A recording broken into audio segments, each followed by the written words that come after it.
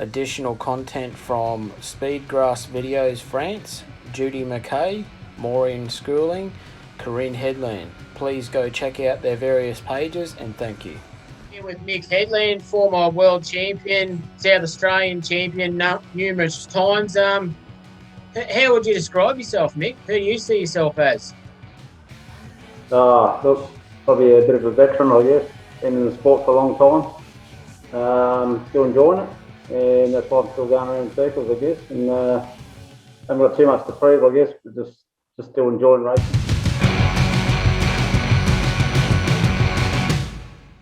How did it all come about? Did you grow up on bikes, or how did sidecars come about? Okay, a little bit of a long story, I guess, but back in about 1971, my dad was racing stock saloons back in them days, and he was good friends with a guy called Jeff Barron, and Jeff's still around here actually. Sits around the classics now and then, but yeah, I just fell in love with sidecars at a young age back then, and it took me a long time to be able to actually ride one, do whatever in life. But yeah, I always had that thought in the back of my mind, one day I'll go racing, and eventually did, so that's how it comes about.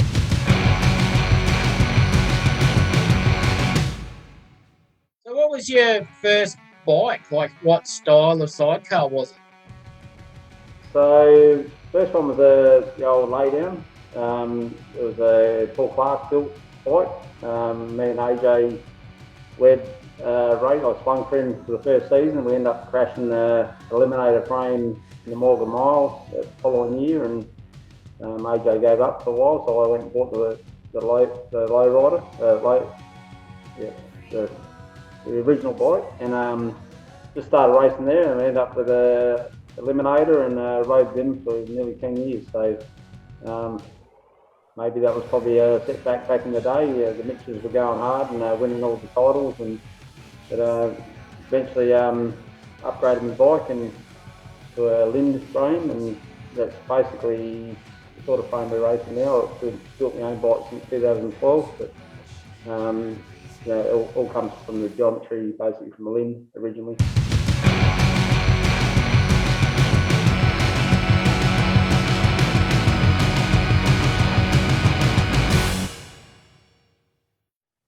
So you seem to be a pretty cluey bloke. So what's your career? What do you do for a crust? Yeah, I've done a lot of things in my time, but I've been in warehousing for a long time now. I'm about to change again, 20 years and that. So I guess my original thing was mainly farming and civil type work back in the younger days, and so yeah, I grew up in I went to a tech college and learned a lot of crafts through that, and yeah, so I enjoy building things. Yeah, which was pretty cool, you know. It's nice to be able to ride your own bike and win races on it. So yeah, so I still enjoy doing that, building our own engines and all that. So yeah, sometimes it works, sometimes it doesn't, of course. You know, we try things that, you know, you've got to keep on innovating, and, you know, same with the other guys around, I guess, that are doing stuff, you know, like Darren and all that. So yeah, I still enjoy that, you know. I still trying to go quicker, and like we say, you know, some things work, some things don't.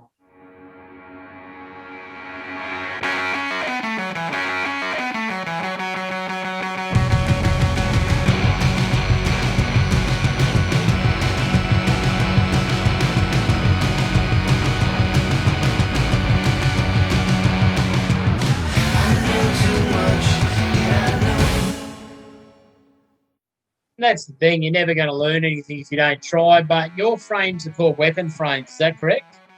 That's right. Yeah. And are they are they based off a Mitch style frame, or what are they based off? Okay, so they're basically all frames that are raced these days stem from the Mitch frame. There's obviously different geometries out there, you know, a little bit here and there. And you know, put a Mitch in my jig, I could probably make it work, but it wouldn't just slip straight in, I can assure you that. So, you know, it's the same as other jigs around the world. You know, they're all racing basically what stemmed from the Mitch back in the early 90s to now. So, yeah, that's where it all comes from. getting back to your career, when did you start travelling? Like, did you started out in the South Australia sort of area, I gather, and when did you start travelling around Australia and trying different tracks and states? Okay, probably really, well, state, well, I've always gone to Mildura, since the mid-90s, I guess. To travel heavily wasn't really until probably 2000 onwards. We went to Cooper Lake in, actually Townsville in 99, I guess. And that was our first big trip to the Aussie title up there. But obviously the grandstands were crazy, travelling around the country all over the place. Did a lot of trips across to Europe, obviously. Chasing all that for a while there. We actually have a bike set up there now. A whole team set up there, so we just fly in and basically just take my carbies in the bag with me, and yeah, we can go racing. So that helps a lot over that way.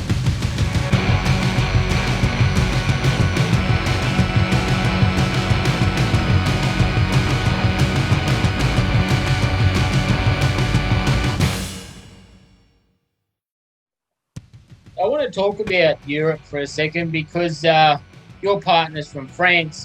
Is that where you got your world title?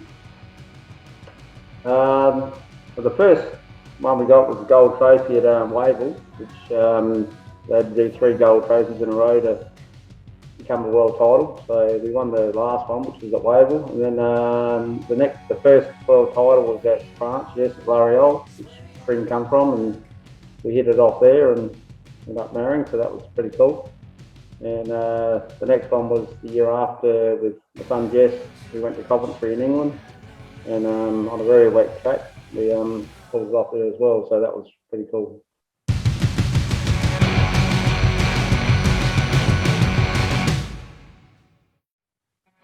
I've seen a picture on the internet of you off the start line on your bike, and it's way up in the air. It's sitting right on the back plate, the whole thing, and it looked like it was a grass track. Was that over in France? That was. It was actually the practice for we just assumed it was going to be slick. I think that practice, and I said to Paul, just drive it up. The thing's just going to spin out the gate. It took off like a Bronco. So yeah, we sort of calmed it down a little bit from there, and everything. It was actually a really tough meeting. Heat 17. I remember Rob Wilson, Gary Moon, myself were all on the top points. We hadn't met each other yet, so whoever was to win that race was going to win the world championship. So, and if you go back to the footage, you'll see Rob Wilson actually got the edge on us out the first corner. Myself and Gary come together, and we were sort of locked together for quite a few metres, and it took a little while to get apart. Well, that time Rob had actually got a fair way out in front. But I was just lucky we had the pace on the day, and we tracked him down, and I think Gary ended up getting him on the second or third lap as well, so he ended up coming second. So it was a really tough meeting. It was very fast, and it was a track that we'd never ridden on before, like a grass type scenario. So it was a great meeting. Yeah, one of the best probably we've ever done, to be quite honest.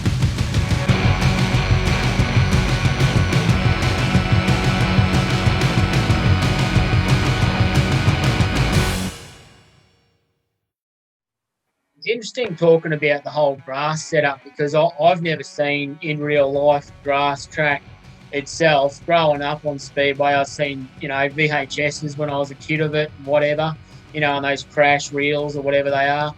But you said it was drivey. So what is a grass track like as it goes through the night or through the meeting? Well, it's sort of funny because originally the track was very grass, a lot of grass on it, and my lovely wife, when I tracked her down, I hadn't met her at that stage. I asked her if she could mow her grass, and she wouldn't. She said, no, it'll be all gone by the time practice over. Well, she was right. So most of it was gone by the time we went racing. Still a fair bit of little bits and pieces, off the race line, obviously. But by the end of the meeting, to be quite honest, it was just all grass clippings up against the ball pretty well. It was just a dead track. They'd watered it a lot through the week. So there was a lot of moisture come up through the track as the sun went down and so forth as the night went on. So yeah, it ended up a really, really good track. And which, to my surprise, I had no idea because I'd never raced on the grass tracks before. So yeah, and it being 700 metres was a very fast track as well.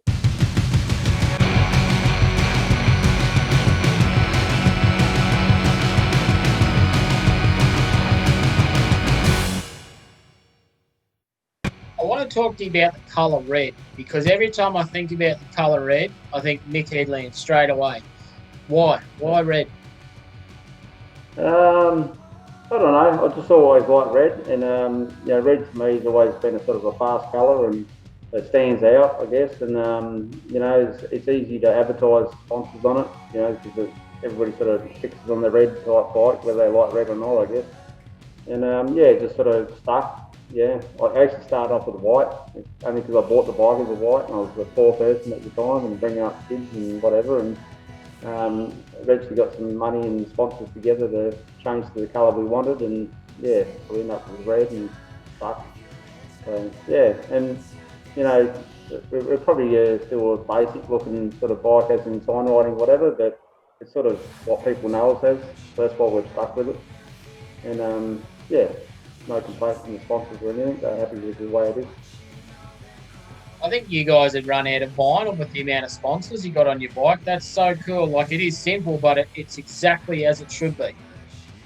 Yeah, and it's easy to read, and I think the sponsors actually appreciate that. That's what they're there for, just to advertise a little bit, and obviously they love helping us out. Most of them, I know you personally quite well, so, and good friends, obviously. So yeah, it's just nice to be able to, going around, people can actually read who's actually looking after us behind the scenes.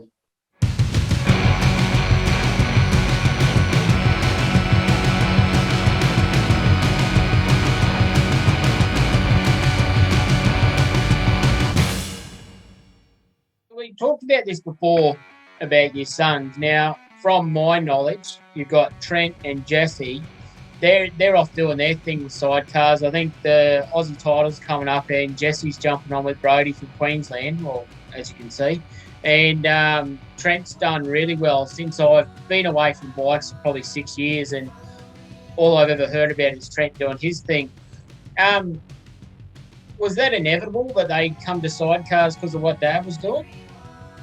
Oh, Shinto, I guess when I got into it, they were about 8 and 2 years old when I was jumping on the first bike. So, they grew up with it, and they've always wanted it. That was their passion. They've gone on with it. Jess would have liked to get on the handlebars earlier, I think, but he's building his family up, and he'll get there, I think, next year. I'm giving him a hand now to try and get a bike together.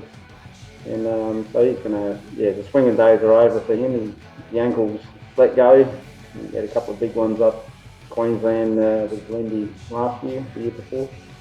So yeah, I think his ankles sort of stuck to the swinging thing full time.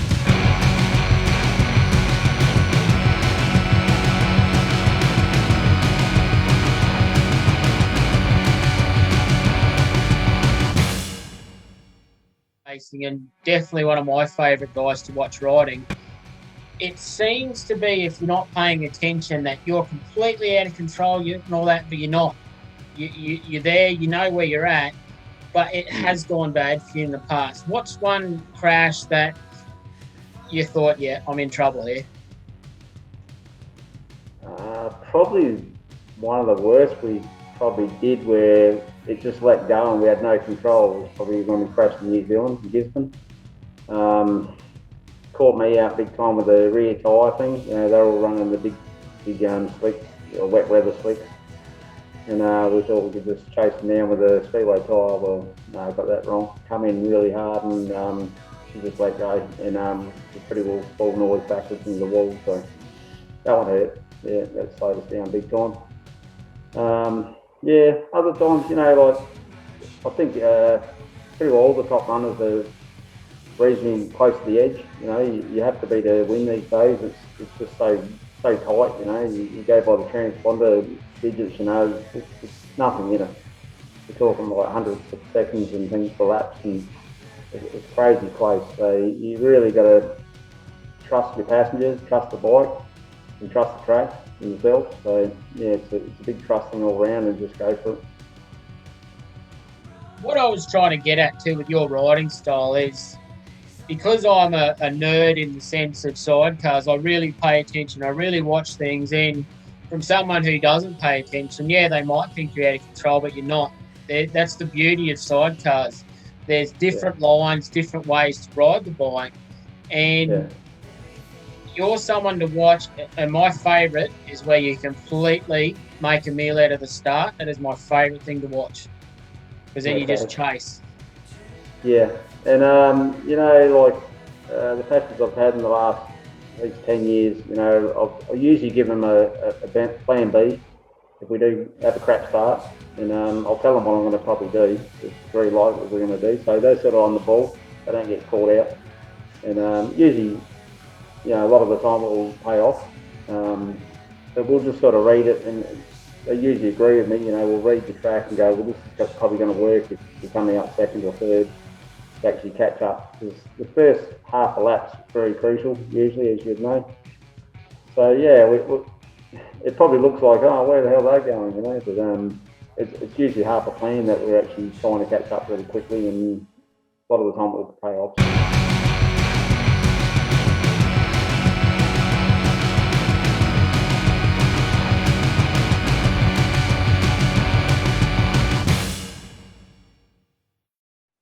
That's what I was getting at too, because if you're a student of the sport, there's something happening there, and that's why I said it's such a cool thing. And it's not for you because you're competing, but for me, if you fluff the start, I rub my hands together and go, this is going to be a great race, because I know it's on. Yeah, I mean, it's the same with Darren and Mark Bowstead and you know, all the other top guns. You know, you beat them out the gate, you know they're coming. They're not going to just lie down and go, oh, well, Mick's won. You know, like, you know, you got to go as hard as you can, because you give them a second or half a second and they'll be past you. So, yeah, it's tough. You know, even being out in the front from the gate, you try to be as calm and cool and get everything right, because they're going to try harder, of course, same as we do when we're behind them.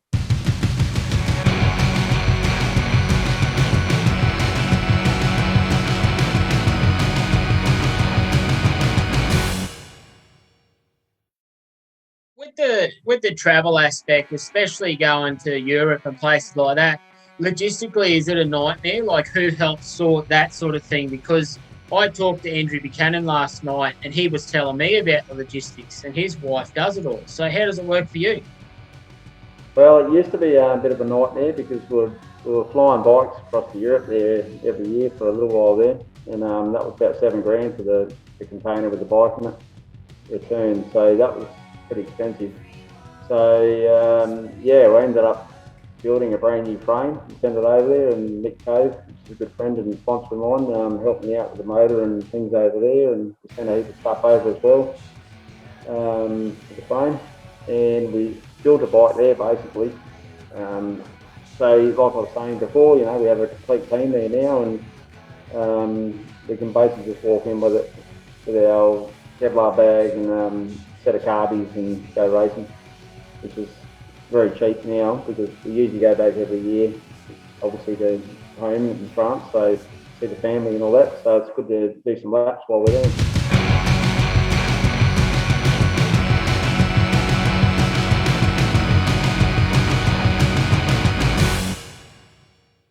And with the sidecars in different countries, what's the scene like?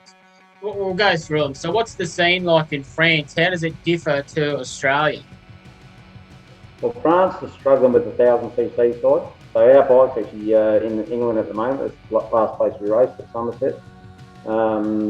It's at Mick Cave's place, and I've got his bike here in Australia. So when he comes out, he's exactly the same. He just brings his Kevlar bag and goes racing. So we've set it up between ourselves to make it very easy for each other to race around the world, which is a pretty cool thing. France, we've tried, you know, there's a handful of people there that really want to get it going, but it's the cost, I guess, to get everybody on board at the same time, that's where they're struggling. And with the COVID at the moment, it's put it way back, of course. But don't worry, they want to get going, but they need to be able to have the tracks as well that want to support them. They need the machinery. We nearly had them at the one stage there. They were all about to buy a heap of English bikes, and it didn't quite happen, and COVID ended up spreading us. So. What a strange time we're living in to be talking about, a pandemic, something like that. We're all dealing with it in different ways. But getting back to the bikes and that, were you a Yamaha FZR person for a long time, like most other people? No, unfortunately, I started off with the Suzuki Air Cooled, and that's where I was getting my ass kicked back in the 90s. I stuck with it probably a little too long. I didn't have much choice. It's how I bought the bike, and I didn't have the money to upgrade to an X-Up Mitch. That's what was winning all those titles right through to a long time until the R1 started taking over. But so not by choice in the end, but eventually I got there and got me Lynn with an FZR in it, which actually bought off Andrew Cleese. It was a bike he didn't want at the time, and that's the one we ended up winning the 3 World Championships on.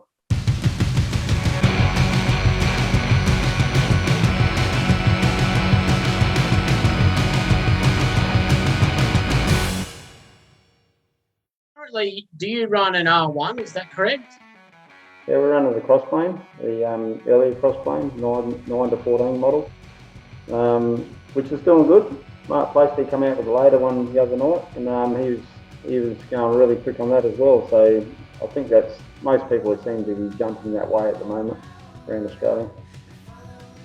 It's funny talking about newer style engines and evolution and things like that.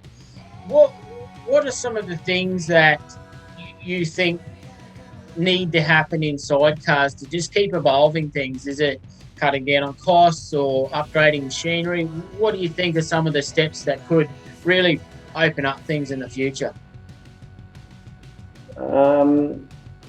As for the actual sport itself, it'd be nice to go back to some sort of grandstand type setup like we had in the 2 Daves were involved. That was going leaps and bounds around Australia, and I think that just lifted the whole world. The English wanted to come over and race in it, and it was really exciting. The money was there, everything was happening. When that went downhill, it seemed to have gone down to a smaller level. So I think we need to get back to something like that. The top guys don't want to seem to ride the smaller meetings anymore. It's a bit hard. This footage is taken from the Power Productions YouTube page. David Tapp did everything with this footage. This is not mine at all. Please go to his YouTube page and like, rate and subscribe, and give back to someone who gives so much to Speedway sidecars. Motorbike wise, I think it's still evolving anyway. People just don't probably realise it. Every bike's a bit different and a bit top secret in a lot of ways, I guess. A lot of people got little hidden things that are still in the rule book, I gather. There's little things that people are learning that just make them go that little bit quicker in geometry and things. So and the cross plane, but that's just a different type of engine. The Big Bang, which Monson runs around Mildura, that's just something that I can't afford to keep going. So that's why I don't go that way, and he can because that's what he does for a living. So if we could all run one of them, it'd be fantastic. But it'd be very hard to maintain. Funny thing about sidecars or any form of motorsport, everything's on a budget. I don't care who you are, what you are, Formula One, whatever, everything's to a budget. And I think that is one of the draw cards for me personally with sidecars, is just seeing what people do with what they've got. You know what I mean? So over time, you've clearly built up, you have a spare bike, you take the meetings, and you've got the van and stuff from what I've seen. Just how long did it take you to build up to the point you're at now? I think it's, what are we on, 27 or 28 years? It's just been in progress, we've tried a lot of things on the way, even to a double bike trailer with a SS Commodore pulling it, and that was just crazy. We were going to Curry, I think, 5 or 6 times a year, and it was just crazy stuff. We're leaving the meeting and coming home and going to work and all this sort of stuff. It's too hard. The van's awesome. A lot of room. That's why, you know, the English guys, they all got vans. You don't see a trailer over there. They just look like we're crazy people with a trailer. Yeah, it's been a long process. In the meantime, you know, paying houses off and bringing the kids up and all that type of thing. So it's life behind the scenes as well, and that would go for most people in the sport. So yeah, and that's why a lot of people can't progress as quick as others, I guess, because, you know, it can be expensive to especially upgrade. You go, well, you know, these guys are running this with that frame and whatever, and to change it all is not that easy, you know, unless you've got a packet of money.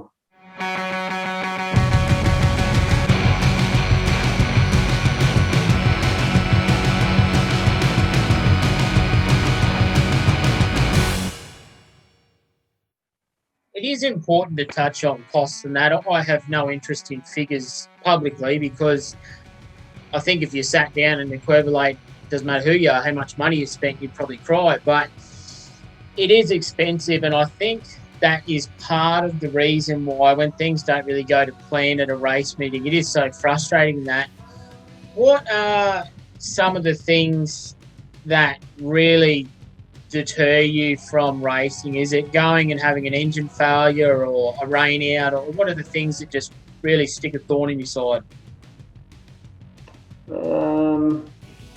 Bad sportsmanship, probably. There's a few guys that probably take a little bit too serious. You know, I take winning, you know, serious when I'm on the track. I want to win, you know, obviously, otherwise you won't win. You sort of got to have it in your mindset, I believe, to go, right, we're going to win this. You know, if you don't, you probably won't win it. You know, you're not trying hard enough. But to take it away from the track and that type of thing, you know, the social media, all that really annoys me. It's no good for the sport, no good for the people. Yeah, at the end of the day, we all go home. Most of us go to a job. You know, put the kids to bed or whatever you're doing. You know, there's life after racing, I believe. Racing's been a big part, but it's not all of life, you know. You can take it too serious, I believe.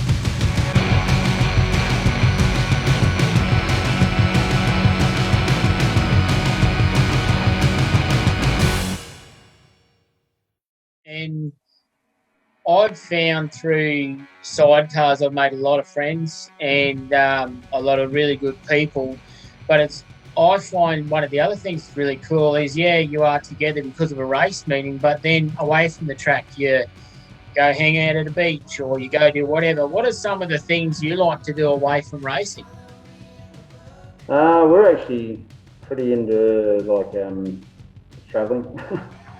Travelling, whether it's upper class or lower class, camping, bushwalking. Yeah, every time we go to Europe, we usually go for a track somewhere.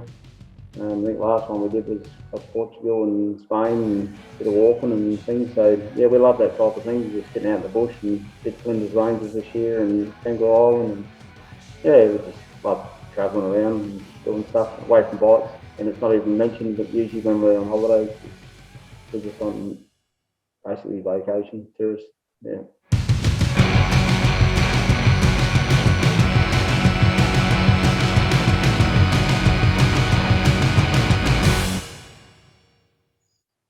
I guess we're probably winding down a bit now, but how much longer do you see this going? Because you're still so competitive.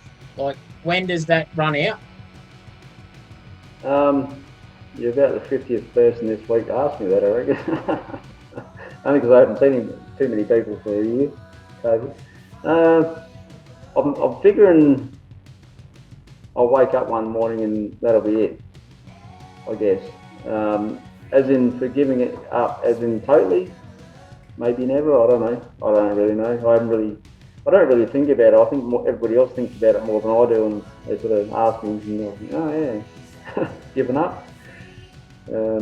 Get how old I am sometimes, but yeah, I'd still enjoy it, and we're still competitive, which is pretty cool. I guess if I was getting my ass kicked really bad every week, I'd probably go, well, I think that's enough, you know. We have a good bike, obviously. Brenton's a great passenger. He's enjoying it. I think he eventually wants to get on the handlebars. At the moment, he's doing his life thing, you know, progressing in life, a young life. So probably not quite ready for the bike, money-wise. You know, just getting back on those questions before as well, the sponsor side, you know, to run the team. You know, you see it, well, you touched on it earlier, you know, without all those sponsors, we couldn't have done what we've done. You know, a lot of those guys are the backbone of, you know, helped me out so much, even to this day, like, you know, the engineering side and all that. I do all the welding and all that type of thing, but just the thinking and things, you know, people help me out. So, you know, yeah, and it wouldn't be just me, it's other teams as well that have people behind the scenes helping me out. Maybe try this, try that, you know. So, yeah, I believe the sport's still progressing. Looking at the numbers around the country, especially just in Australia, I think we're reasonably healthy. Numbers down right where I am right now in each meeting, probably a little bit lower than usual. But yeah, I don't think we're slipping away. I think we just need that burst again, like that Grand Slam type thing, to probably get back to where we were at one stage.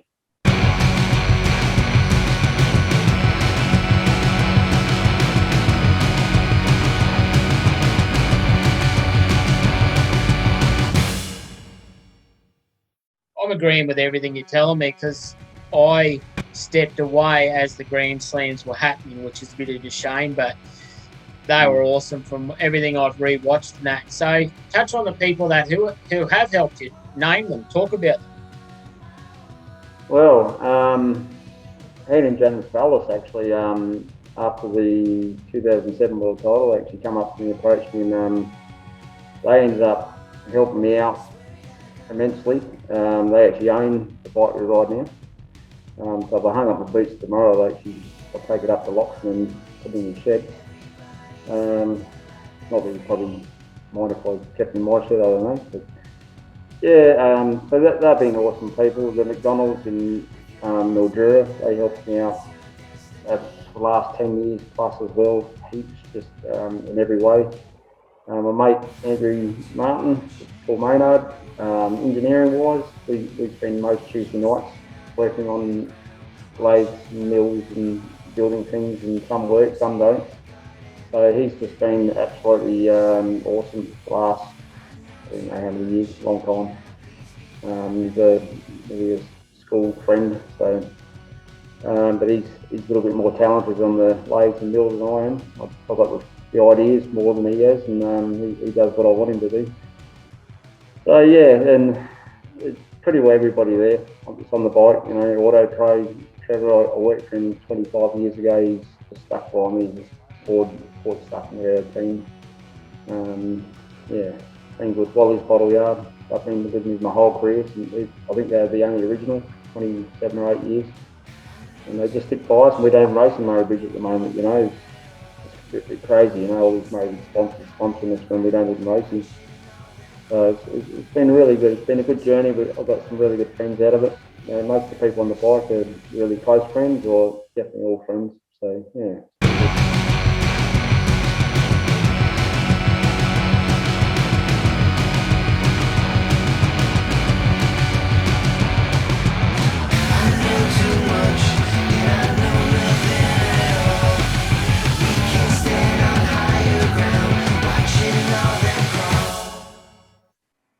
What advice would you give someone that's looking to get into the sport? Well, obviously you have a little bit of probably a little bit of cash behind you, obviously to start with. Probably try and find some people to back you, some sponsors. Also probably try and find a reasonable bike. Don't buy something, you know, just starting off and buy this thing because it's really cheap. It's probably going to be harder to ride and win races, and if you haven't got the money to buy something decent in that first place, it's probably going to take a while to actually buy something decent down the track. So my suggestion is to actually try and find something that's actually going to do the right thing in the first place, a good motor and frame. Otherwise, it's going to take you a long time to get to probably where you want to be, yeah, down the track. Well, retouching on that, look at people like Andrew Buchanan. His first bike was a Mitch Honda from Bernie Coppy. Yeah. Pretty cool, yeah. You know, obviously, you know, I know him quite well and he's got the money. So, if I had the money back then, I probably would have done the same thing. I would have sort of went to Russell Mitchell and go, right, build me a bike. But yeah, I didn't have that sort of cash on me back when in the early 90s. And that's fine though, because like what you said before, it's all to do with budget and how you come up, and you've done the hard yards. You finally got the setup and stuff that you want, the van, the bikes, everything. So lastly, let's quickly touch on your wife and how much of a supporter she is of yours. She's the absolute backbone, mate. Without her, I probably wouldn't be racing, to be quite honest. Yeah, she's part of our life, It's not all of our life, it's part, but we love this part. And we give it all. This time of year, it's pretty demanding. We've got, I think, the next 9 weeks in a row. But we're keen, and she helps out so much behind the scenes.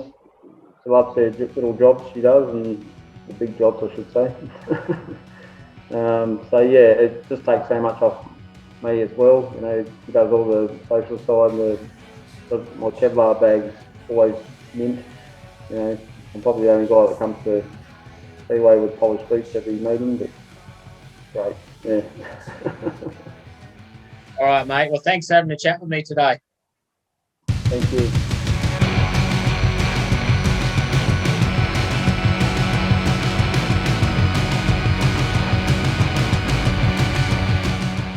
Thanks again to everyone who are being part of these interviews, and eventually I'm working towards a podcast. But please go check out all my social medias at Dave of All Trades. Thank you.